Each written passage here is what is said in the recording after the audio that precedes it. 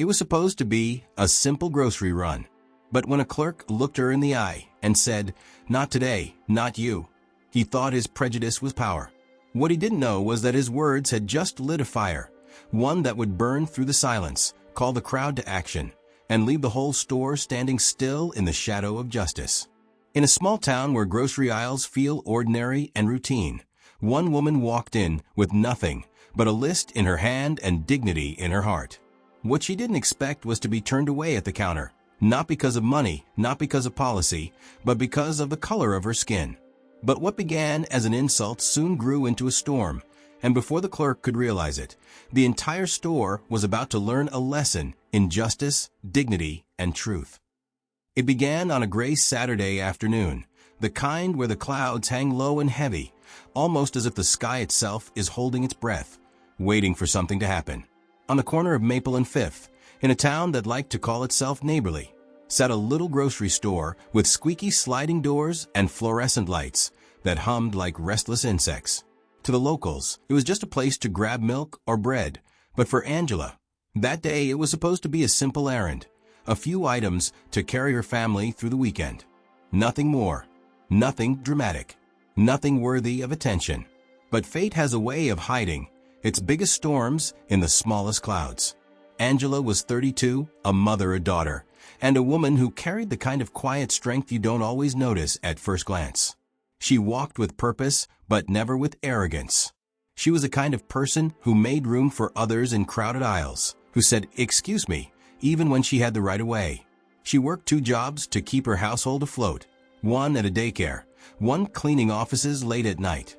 Her hands were calloused, her back often sore, but her spirit, that was unbroken. If you looked closely, you'd see it in her eyes, tired but fiery, weary but unwilling to be bent. That afternoon she pushed open the store's sliding doors, her little shopping list tucked in her pocket, her mind already on dinner. Rice, beans, some chicken, and her daughter's favorite cereal. That was all she needed. She moved down the aisles with practiced rhythm, the cart rattling on one stubborn wheel. She was almost invisible in her ordinariness. And yet, invisibility wasn't something this world ever truly granted her. Because being a black woman in that town, no matter how polite, no matter how hardworking, no matter how ordinary, meant she was always visible to someone. And not always in a good way. Behind the counter stood Carl, the clerk. Mid-40s, pale, with thinning hair that clung to his scalp like cobwebs. His eyes carried a certain kind of arrogance, the look of a man who had never questioned whether the world was tilted in his favor. He wasn't the owner, just an employee, but he carried himself like a gatekeeper, as if the aisles were his kingdom and the register his throne. Angela didn't notice him at first. She moved through the store, humming softly to herself, remembering the way her daughter had laughed that morning at breakfast. That laugh kept her going. That laugh was why she endured. But fate was setting her up for something she hadn't planned for. When she rolled her cart to the register, Carl glanced up. His jaw tightened. His gaze sharpened in a way that wasn't about her groceries, wasn't about the task of scanning items. No, it was about her, her skin, her presence. Angela offered a polite smile. "Afternoon," she said, placing her items gently on the belt. Carl didn't answer. His lips pressed into a line, his eyes narrowing as if every box and can she set down was some kind of offense. She waited a moment, giving him space. Maybe he was having a bad day. People did. She knew that better than anyone. But then his voice came, low clipped, laced with disdain. "I'm not ringing this up." Angela froze, her hand resting on the last item, a carton of eggs. She blinked, unsure if she'd heard him right. "Excuse me." Carl crossed his arms, leaning back as though the very act of service was beneath him. "I said I'm not selling this to you. Not today. Not ever, if I can help it." The air in the store shifted. The hum of the fluorescent lights seemed louder. The sound of the cart's squeaky wheel echoed in her ears. A mother with her toddler in the next aisle peeked around the corner, sensing tension. Angela's brows furrowed. "Is there a problem?" she asked, her voice steady but calm, because years of navigating this world had taught her the value of restraint. Carl smirked, a smile that wasn't friendly, wasn't human. It was a weapon. Yeah. The problem is you. People like you. Always coming in here, acting like you belong. He gestured vaguely at her cart, as though her groceries carried some kind of offense. Not today. Her chest tightened. She looked around, half expecting anyone, to step in, to say something. But the few customers nearby just hovered at a distance, eyes flicking between curiosity and discomfort. Witnesses who didn't want to be involved. Angela inhaled slowly, steadying herself. She'd faced comments before, sideways looks, little digs. But outright refusal? Bold, unapologetic, in her face? This was something else. And in that moment, a fire began to burn in her chest. A small one at first, but one that would not be ignored. I have money, she said, her voice firmer now. I have every right to buy my groceries, same as anyone else. Carl shrugged, his smirk deepening. Not for me, you don't. The silence stretched. Somewhere, a freezer motor kicked on. The toddler in the next aisle babbled softly, oblivious to the tension that thickened like smoke. Angela stood rooted, torn between disbelief and outrage, her hand still on that carton of eggs. For a flicker of a second, she considered just walking out, taking her dignity, her anger, and leaving. But something in her, something deeper than pride, refused. Because leaving meant he won. Leaving meant this man's arrogance would stand unchallenged. Leaving meant she'd be complicit in her own humiliation. She straightened her shoulders. You're making a mistake, she said, her voice cutting through the static of the moment. Carl chuckled darkly. The only mistake here is you thinking you're equal to the rest of us. The words hit like a slap. Sharp, unfiltered, meant to wound. And they did. But they also did something else. They lit that fire in her chest into a blaze. Angela's heart pounded, but her face stayed calm. Years of enduring had given her that gift. She leaned forward slightly, her eyes locking onto his, not with rage, but with an unshakable steadiness. You don't get to decide that, she said softly. Not you. Not anyone like you. And in that moment, something shifted, not in Carl, but in the air around them. Customers who had been pretending not to listen now leaned in, their eyes wide, their silence louder than any words.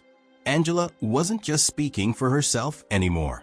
She was speaking for every time someone had been told they didn't belong. Carl scoffed dismissive, but there was a flicker of discomfort in his eyes. He hadn't expected resistance. He hadn't expected her to stand firm. And what he didn't know, what he couldn't possibly see, was that this refusal of his, this petty act of cruelty, was about to backfire in a way that would unravel his little throne and shake the whole store to its foundation. Because Angela wasn't just a woman buying groceries. She was a storm, and storms don't ask permission to arrive. They come. They uproot. They change everything. Angela didn't flinch. Not when Carl's words cut into her. Not when the air grew heavy with the kind of silence that makes every breath feel like a statement. She had lived her whole life under the weight of being underestimated, dismissed, judged before she could even speak. But what Carl failed to see, what he had never imagined, was that there is power in surviving dismissal, in enduring rejection, in standing tall when others try to make you small. That power was waking up inside her now, coiling tight like a spring. She pulled her hand back from the carton of eggs and folded her arms, steady and calm. Her voice didn't rise, but it carried, reaching every corner of that store. You think you can treat me like this because nobody will stop you. You think the silence of these people means you've won. But silence doesn't equal agreement. Silence can mean they're waiting, watching. And trust me, they're watching you now. Her words struck the onlookers like sparks. A young man near the magazine rack shifted uncomfortably. An older woman near the dairy section pursed her lips, her face twisting between complicity and shame. The mother with a toddler gripped the handle of her cart tighter, as if realizing her child was witnessing something that should never have to be witnessed. Carl laughed, loud, sharp, brittle. The kind of laugh a man uses when he feels control slipping but refuses to admit it. Lady, you don't scare me. You people never do. You can huff and puff all you want, but at the end of the day, I decide who I serve. Angela tilted her head, studying him, and for the first time, she smiled, not in amusement, but in certainty. "No, Carl," she said, using his name like a blade, cutting through the last of the illusion he wrapped himself in. "You don't decide. Policies decide. Laws decide. Humanity decides. You're just a man hiding behind a counter, hoping your cruelty makes you powerful. But let me show you something real." She reached into her purse and pulled out her phone. The screen lit her face in a cold glow, and suddenly, every witness realized what was about to happen. Carl's smirk faltered. "What do you think you're doing?" Angela raised the phone slightly, steady in her grip. "Documenting. So when you tell me I don't belong, the world gets to decide whether that's true. And trust me, Carl, the world has a funny way of deciding differently than men like you." Click. The red recording dot blinked alive. Her camera faced him squarely, capturing every sneer, every flicker of disdain, every ounce of venom dripping from his posture. The silence in the store deepened, but this time it wasn't empty. It was electric, a charged pause that felt like the air before lightning strikes. Carl's bravado cracked. His eyes darted to the customers, who were no longer pretending not to look. Some pulled out their phones too, small glowing screens rising like candles in a vigil. His throne was crumbling, and the audience he relied on to ignore was now becoming a jury. Angela's voice sharpened. "Tell them again, Carl. Tell the world why you won't ring up my groceries. Look into this camera and say it plain." Carl stammered, searching for a shield that no longer existed. I don't have to explain myself to you." "Oh, but you already did," Angela pressed, her voice steady as a drumbeat. "You said it was because of who I am, because of what I look like. That's all the explanation anyone needs." The young man near the magazine spoke up, his voice hesitant but firm. "She's right, man. You can't just do that." The older woman by the dairy finally stepped closer, her arms crossed. "I've been coming here for years, Carl. This is wrong."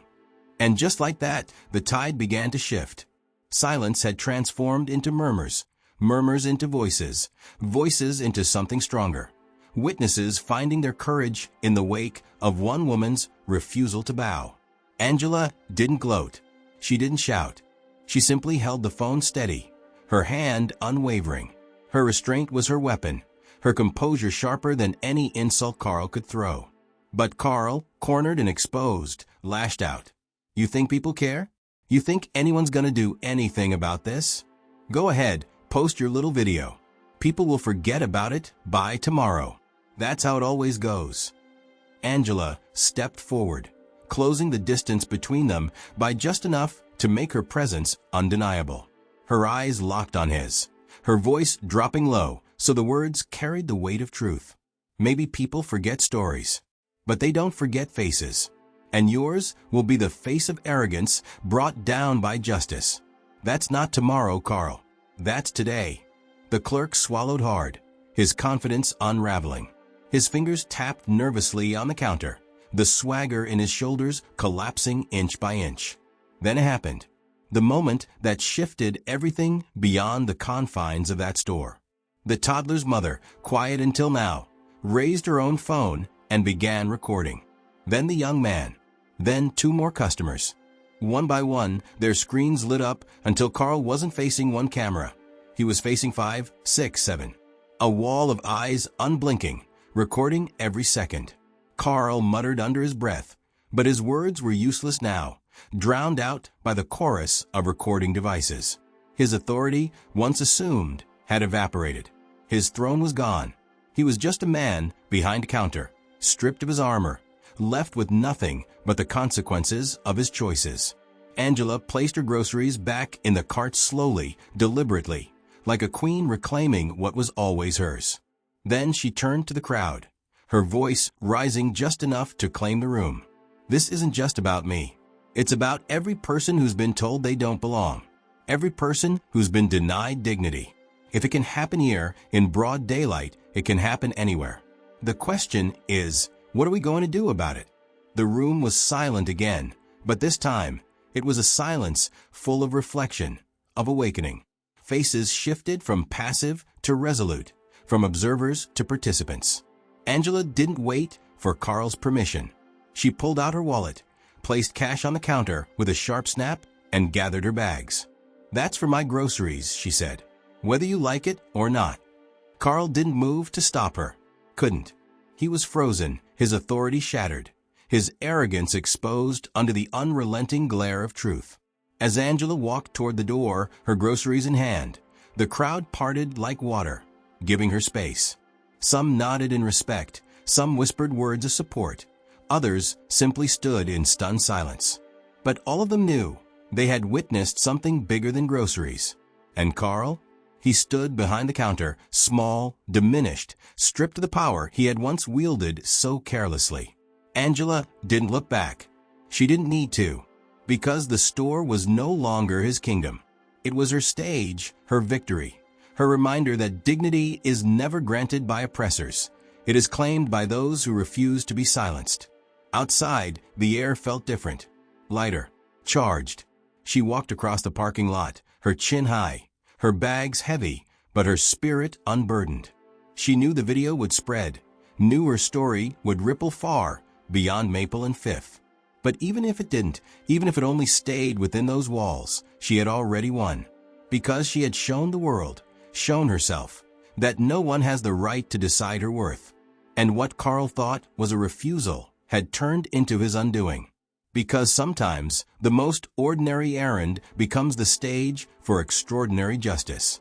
And sometimes the storm you tried to ignore is the one that takes down your whole house. Angela didn't rush when she reached the edge of the parking lot. She paused, standing still for a moment, as though she needed the sky itself to bear witness. The air was cool, the breeze carrying faint scents of gasoline and fresh bread from the bakery across the street. She inhaled deeply, steadying herself, letting the fire that still burned in her chest settle into something sharper, something focused. Because deep down she knew what had happened in that store wasn't just a single act of cruelty. It was a symptom of something bigger, and she had a choice: walk away and let it fade into another bitter memory, or stand taller and make sure the echo couldn't be silenced. She looked at the glowing red dot on her phone.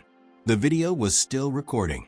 She tapped stop, saved it, and almost instantly her fingers began to move, sharing it to her social feed, attaching only a few words. "This is what they think they can do to us in 2025. Are we still letting it happen?" Her thumb pressed post. And just like that, the storm leapt beyond her pocket into a digital sky where lightning moves faster than rumor, faster than denial, faster than the lies of men like Carl. Inside the store, Carl was unraveling. He paced behind the counter, muttering, his hands restless, his eyes darting nervously toward the customers who still lingered. The atmosphere had shifted from shock to quiet revolt. Shoppers whispered among themselves, phones out, eyes sharp with judgment. Carl could feel their stares like daggers. The power he had wielded so smugly minutes earlier now crumbled beneath the weight of collective witness. And then it happened. The young man who had first spoken up walked straight to the front of the store, his own phone recording, and planted himself in line, not with groceries, but with a declaration: "I'm not spending a dime here until something changes." The older woman by the dairy nodded, pushing her cart aside. "Neither am I." The mother with the toddler turned her cart toward the exit. "Come on, baby," she whispered, her voice trembling but resolute. "We don't need to give them our money."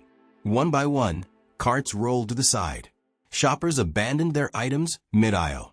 The hum of the fluorescent lights was drowned out by the squeak of wheels, the shuffle of feet, the low murmur of refusal. The store was still open, but it was no longer alive. Business had stopped. Commerce had frozen. And it wasn't Angela who locked the doors. It was the community, choosing to walk away. Angela stood just beyond the entrance, watching through the glass as the exodus unfolded. Her chest rose and fell with a strange mix of anger and awe. She had lit the match, but the fire was theirs now, spreading faster than she imagined. Customers streamed past her, some patting her arm, some nodding in silent solidarity. A few whispered, "We saw what you did in there. Thank you." Her phone buzzed in her pocket. Dozens of notifications. Likes, comments, shares. The video was already spreading. People were watching, reacting, amplifying. Her small act of defiance was no longer confined to the aisles of that corner store. It was echoing outward, carried by every share, every retweet, every repost. Carl stormed out from behind the counter, his voice cracking under the weight of desperation. "Fine. Go on then. Leave. See if I care." But his words rang hollow. He did care. He cared because the aisles were empty, the registers silent, the shelves untouched. He cared because authority without obedience is just noise. Angela didn't move, didn't speak. She let him flail in his crumbling kingdom, watched as the store manager appeared from the back, confusion etched across his face. The manager's eyes swept the empty aisles, the abandoned carts, the phones raised like torches, and finally landed on Carl. "What's going on here?" the manager demanded. Carl pointed at Angela through the glass doors, his finger shaking with fury. "She's the problem. She started this." Angela stepped back inside slowly, deliberately, the sliding doors parting like curtains for her entrance. Her voice was calm, but it carried more authority than Carl had ever wielded. "I didn't start this. You did. All I did was refuse to bow down to it." The manager turned to Carl, his voice low but stern. "Is this true? Did you refuse to serve her?" Carl's jaw clenched. His silence was answer enough. The manager exhaled, his shoulders sinking. He looked around at the empty aisles, at the customers gathering near the entrance, their faces stern with judgment. His store, his livelihood, was at a standstill. And in that moment he knew. One man's arrogance had brought them all to ruin. Angela raised her phone, the camera still rolling. "This isn't about groceries anymore. This is about dignity. This is about justice. And right now this store is shut down not because I asked for it, but because the people decided they won't fund hate." Her words echoed through the aisles, bouncing off the shelves like a sermon in a hollow church. Customers murmured their agreement. The manager's face paled. Carl stood frozen, stripped of his venom, his cruelty exposed for what it was. Weakness dressed in arrogance. Angela didn't shout. She didn't need to. She had turned the store into a stage, and the world was already watching. Every phone lifted was another spotlight, every lens another set of eyes. The manager finally spoke, his voice heavy. "Carl, you're done here. Hand over your badge. Now." Carl's face twisted, disbelief flooding his features. "What? You can't fire me. I've been here 10 years. The manager's tone sharpened. "And in 10 minutes, you've cost us more than 10 years could fix. You're finished." The silence that followed was thick, almost holy. Carl's hands shook as he fumbled with his badge, tossing it on the counter with a clatter. His arrogance, once towering, now lay shattered at his feet. He muttered under his breath, but his words carried no weight. He was nothing more than a man unmasked. Angela watched quietly, her eyes steady, her chest rising and falling with the gravity of the moment. She hadn't come here to start a movement. She hadn't come here to shut down a store. But when cruelty tried to write her story, she refused to let the ink dry. She had taken the pen back. The crowd began to applaud, soft at first, then swelling until the walls themselves seemed to vibrate with the sound. It wasn't applause for groceries or for defiance alone. It was applause for dignity, for courage, for a woman who stood firm when it would have been easier to walk away. Angela gathered her bags once more, holding them tight against her chest. She turned to the crowd, her voice steady, carrying the weight of a promise.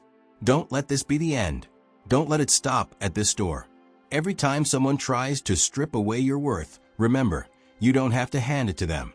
Stand, record, resist. Because the moment we refuse to be silent, the moment we stand together, we shut down more than a store. We shut down hate itself." The applause thundered, rolling like a wave. Angela stepped through the doors again, the sky breaking open above her, a single ray of sunlight piercing through the gray clouds. She lifted her face to it, feeling its warmth. For the first time that day, she allowed herself to exhale, not in defeat, but in triumph. Behind her, the store stood still. No hum of registers, no chatter of customers, no clatter of carts. It was silent, frozen, defeated. A monument to the downfall of arrogance. And Angela? She walked forward, steady and unshaken, carrying not just groceries, but a victory that belonged to everyone who had ever been told no simply for being who they were. Because sometimes justice doesn't come from courtrooms or headlines.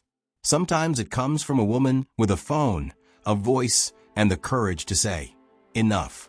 And that day, enough was more than enough. It was everything. By the time Angela reached her car, her phone was already alive with notifications. The video had crossed state lines in less than an hour, shared by strangers who saw themselves in her fight, reposted by voices bigger than hers, amplified by communities hungry for proof that dignity could win, even in a small-town store with flickering lights and squeaky doors. She set her groceries gently in the back seat, her hands trembling, not from fear, but from adrenaline, from the gravity of what she had just endured. She sat behind the wheel for a moment, staring at her own reflection in the rearview mirror. A tired woman, a strong woman, a woman who for years had swallowed insults, smiled through dismissals, carried the weight of silence. But today, silence had broken. Her phone buzzed again, this time a message from her younger brother, Marcus. Sis, I saw the video. That was you. I'm proud of you. Don't you dare let anyone tell you that you didn't change something today. Angela pressed her forehead against the steering wheel, tears burning her eyes. Not tears of defeat, but tears of release. Because for once, she didn't have to explain herself. She didn't have to justify why she stood tall. The proof was in the footage, in the voices that joined hers, in the store that had fallen silent because one woman refused to shrink. Inside, Carl was gone, escorted out by the manager, his badge left behind, his arrogance stripped bare. Customers trickled back in cautiously, but the energy was different now. Every person who walked through those doors carried with them the memory of what they'd witnessed. The day a black woman wasn't just denied service, but denied invisibility. The day the aisles themselves bore witness to justice. The manager, shaken but pragmatic, posted a public apology by evening. He promised training, reform, new hiring practices. But the apology wasn't the story people cared about. Angela was. Her name trended. Her face appeared on news clips. Her words replayed on timelines across the country. The moment we refused to be silent, we shut down more than a store. We shut down hate itself. Angela's world shifted overnight. At the daycare where she worked, parents stopped her in the hallway to say thank you, to say they showed their kids the video, to say they were teaching their children courage through her example. At the office where she cleaned, coworkers left her notes of respect on her supply cart. Strangers stopped her at the gas station to nod in solidarity. But the most important moment came at home. Her daughter, little Maya, only 7 years old, crawled onto her lap that evening with wide, wondering eyes. Mommy, everyone's talking about you. Is it true you shut down the store? Angela smiled, brushing a curl from Maya's forehead. I didn't shut it down, baby. We did. All of us, together. When people stand up for what's right, the wrong doesn't have anywhere left to stand. Maya tilted her head, absorbing the words in that way children do, where every sentence feels like a seed that might bloom years later. Does that mean if somebody's mean to me, I can stand up too? Angela kissed her daughter's cheek, her voice warm but firm. Yes, baby. You can. You always can. No one gets to decide your worth but you. And in that moment, Angela knew the real victory wasn't in the applause of strangers or the trending hashtags. It was in planting that seed of strength in her daughter. It was in ensuring the next generation wouldn't just endure, but thrive. Days passed. The video continued to ripple. Local leaders invited her to speak at forums about justice, about dignity. Activists reached out, asking her to share her story at rallies, at schools, at churches. Angela, who had never sought the spotlight, found herself carrying a torch. And though the weight of it sometimes felt heavy, she remembered that day in the store, the fire in her chest, the silence breaking. She knew this was no accident. This was purpose. Carl faded into obscurity, his name whispered only as a warning of what arrogance can cost. The store itself faced boycotts for weeks, a reminder that communities hold power when they decide to wield it. Policies shifted, training was mandated, but the real change lived not in corporate memos, but in the hearts of the people who had watched one woman stand and decided they too could stand. Angela became a symbol, but she never forgot she was also just a woman, a mother making dinner, a sister answering late-night calls, a daughter visiting her aging mother on Sundays. Her strength wasn't born in a headline. It was born in years of surviving, of enduring, of refusing to break even when bending felt easier. The store was simply the place where her strength was revealed to the world.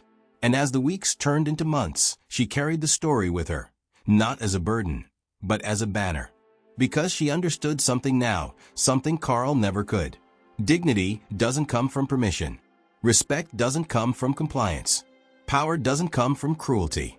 True power is standing when the world tells you to sit, speaking when the world demands silence, and refusing to accept no when it is rooted in hate. Angela's story became more than a moment. It became a movement. Students studied it, pastors preached about it, parents told it at dinner tables. Not because it happened in some grand hall or courtroom, but because it happened in an ordinary store on an ordinary Saturday, to an ordinary woman who chose not to be ordinary when it mattered most. And the moral, the heartbeat of it all, rang clear. Injustice thrives in silence. But the moment silence breaks, injustice crumbles. Angela's voice, captured forever on that video, became a call to action, not just for Maple and Fifth, not just for her town, but for every town where dignity is denied, where arrogance masquerades as authority, where bias tries to write someone's story for them. Her words still echo today. Don't let this be the end. Don't let it stop at this store. Every time someone tries to strip away your worth, remember, you don't have to hand it to them. Stand, record, resist. Because the moment we refuse to be silent, the moment we stand together, we shut down more than a store. We shut down hate itself. So if you're hearing this, let it be more than a story. Let it be a mirror. Ask yourself, what silence have you been keeping?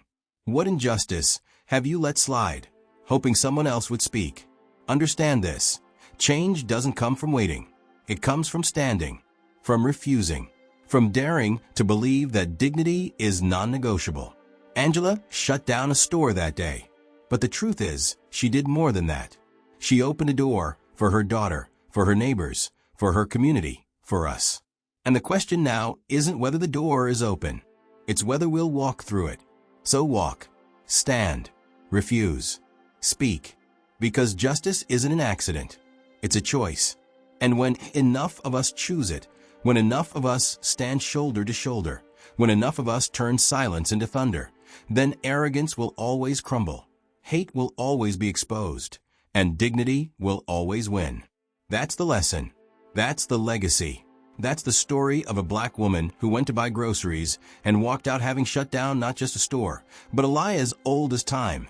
The lie that anyone has the right to decide another person's worth. Because worth isn't given. It's lived. It's defended. It's undeniable. And on that gray Saturday afternoon, under a sky heavy with clouds, Angela proved it. And in proving it, she lit a path for all of us. In the end, one arrogant voice was drowned out by a chorus of truth. A woman stood tall, a community stood with her, and a store that tried to silence her was silenced instead. Her strength didn't just buy her groceries. It bought back dignity for every person watching, every person recording, and every person who has ever been told you don't belong. Remember this. Prejudice may whisper in the dark, but justice has a way of speaking loud enough for the world to hear. And when it does, no store, no man, no arrogance can stand against it.